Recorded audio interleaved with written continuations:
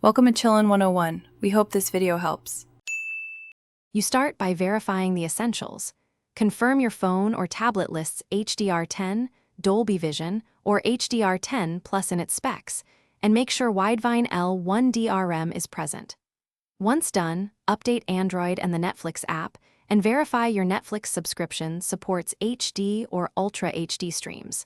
This prevents wasted testing on unsupported hardware. Now move immediately to inspect system settings and a simple app check so you can catch any DRM or software blockers early. Now dig into settings and the app.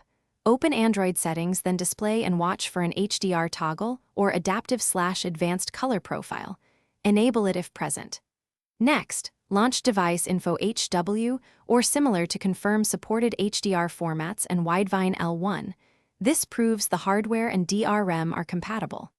Then open Netflix, pick a known HDR title, and begin playback so you can observe whether the player negotiates an HDR stream.